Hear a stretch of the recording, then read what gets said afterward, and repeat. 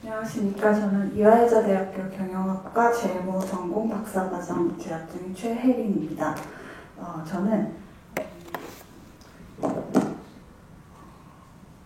먼저 발표할 기회를 주신 관계자 여러분들께 감사의 말씀 전해드립니다.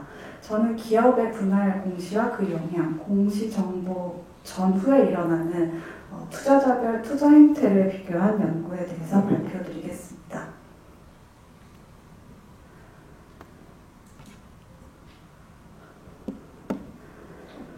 먼저 다들 아시겠지만 간단히 기업 분할의 의미를 살펴보자면 기업 분할이란 말 그대로 기업을 나누는 것으로 우리나라의 경우 물적 분할과 인적 분할의 형태가 가장 대표적인 형태입니다. 물적 분할은 수직적 구조의 분할로 모회사가 자회사 지분을 100% 소유하는 형태로 지분 구조상에는 분할의 효과가 주주에게는 미치지 않고 자회사의 지배권을 모회사가 그대로 유지하는 형태입니다. 인적 분할은 수평적 구조의 분할로 신설회사의 주식을 모회사의 주주들에게 일정 비율로 배분하는 형태를 말합니다. 기업 분할은 기업 경영의 효율성 증대를 위해 특정 사업 부문을 분할하여 사업의 전문성을 높이고 신속한 의사결정, 경영 위험 분산 등을 추구하여 결과적으로 기업 가치와 주주 가치를 극대화하는 데 그 목표가 있습니다.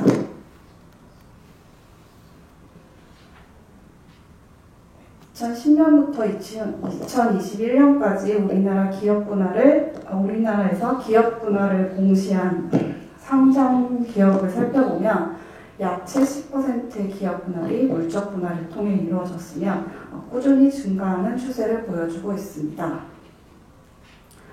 성장성이 높은 기존 모 회사의 사업부를 분리함으로써 모 회사의 가치가 떨어져 기존 주주의 피해가 커지자 최근 소액 주주 보호를 위한 보호 장치가 마련되고 있는데요. 소액 주주가 특히 기업 분할에서 특히 물적 분할을 반대하는 이유의 한 예로 2020년 LG화학의 케이스를 들 수 있습니다.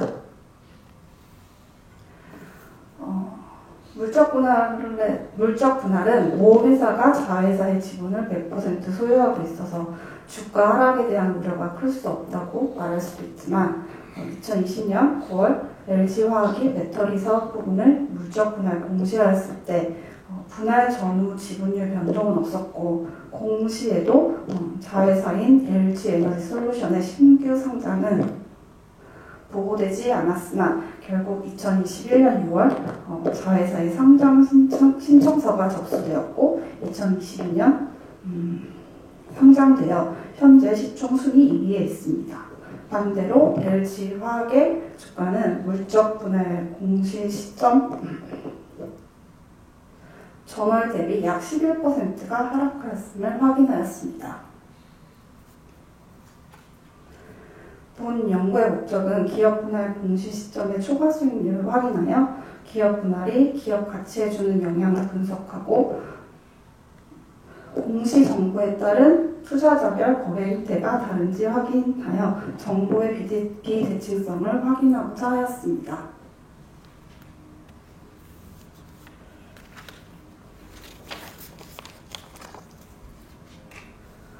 선행연구에서는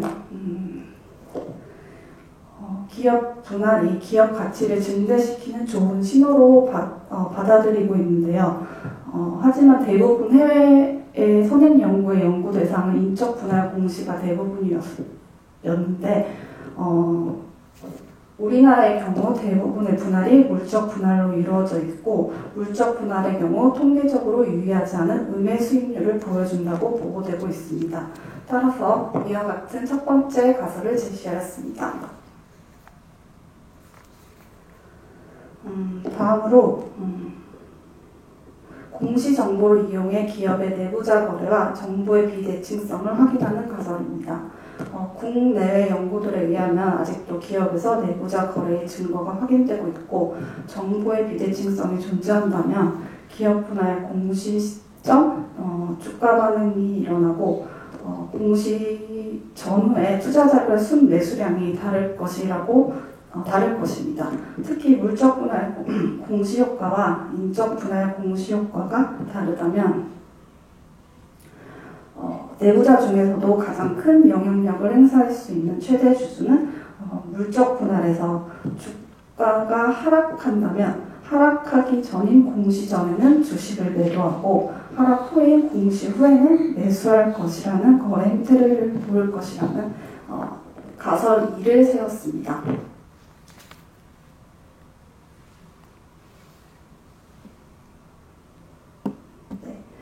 연구 데이터는 2010년부터 2021년까지 유가증권 시장과 코스닥 시장에서 상장된 12월 말 결산 기업을 대상으로 기업 분할 공시 자료를 인용하여 분할 정보를 수집하였습니다.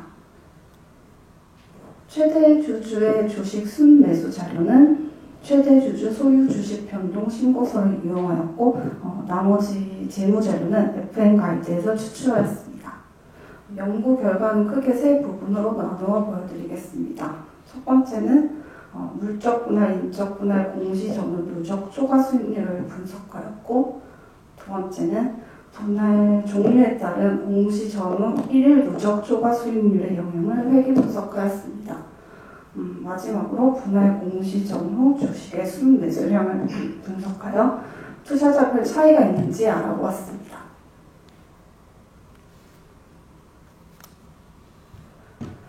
첫 번째 결과입니다. 그래프에 보시는 것처럼 공시 데이트 하루 전과 영인 시점까지 수익률이 올라갔다가 공시 시점부터 다음날 수익이 감소하는 것을 보실 수 있습니다. 분할 전후 누적 초과 수익률을 분석한 결과 전체적으로 마이너스 초과 수익률을 보여주었으며 물적 분할 경우에도 음의 수익률을 보여주었으나 반대로 인적 분할의 경우에서는 공시 전후 1일, 3일, 5일의 양의 초과 수익률을 보여주었습니다. 하지만 모두 통계적으로 유의한 값은 얻지 못했습니다.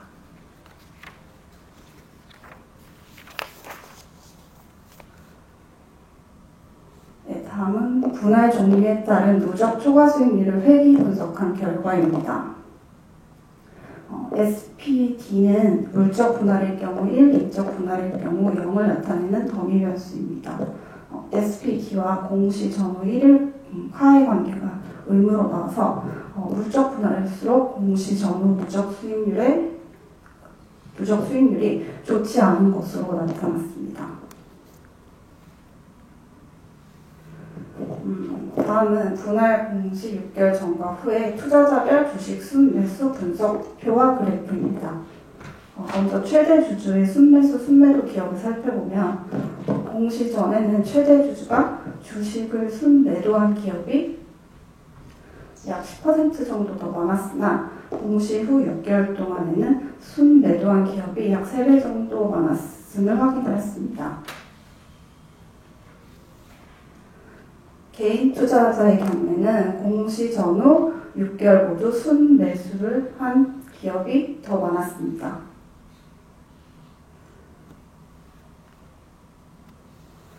기관 투자자의 경우에는 개인 투자자와 반대로 공시 전후 모두 순매도한 기업이 더 많았습니다.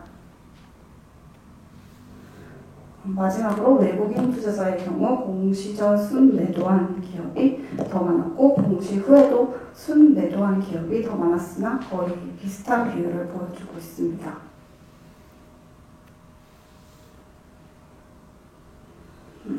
다음은 분할 종류에 따른 순매수량, 순매도량 비율 평균의 차이값 결과입니다. 가설 2를 확인하는 물적 분할의 경우 최대 주주는 공시 전 순매수량 평균이 음의 값을 보여줬고 공시 후 양의 값을 보여주었습니다. 인적 분할의 경우에는 반대의 경우를 보여주었습니다. 이러한 결과는 인적 분할의 경우에서만 공시 후 순매도량이 많다는 유의한 값을 보여주었습니다.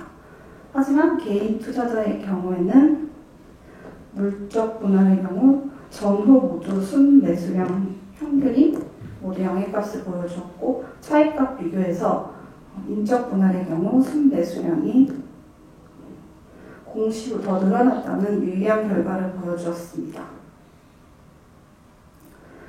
기관 투자자의 경우에서도 인적 분할의 경우 최대 주주와 같은 행태를 보여주었는데요.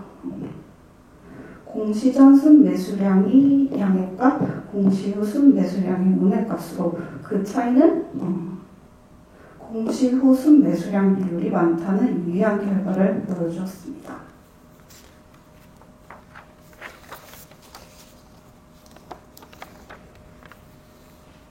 이러한 유의한 결과를 보여준 인적 분할의 경우 최대 주주와 기관 투자자는 인적 분할 공시를 굿뉴스로 반응할 것을 예측하여 공시 전 매수하고 공시 후 매도하는 투자 행태를 보여준다고 해석할 수 있고 개인 투자자는 그와 반대의 결과로 나타나서 개인 투자자는 공시 정보에 대해 정보의 비대칭성에 놓여있다고 할 수 있겠습니다. 네, 마지막으로 결론을 말씀드리겠습니다. 결과를 요약하면 물적 분할일수록 공시 전후 1일 카의 반응이 부정적으로 유리한 결과를 보여주었고 최대 주주 기관 투자자의 경우 인적 분할의 경우 공시 전 매수, 공시 후 매도하는 거래 행태를 보여주었고 개인 투자자의 경우 오히려 공시 후의 순매수율이 더 증가함을 보여주었습니다.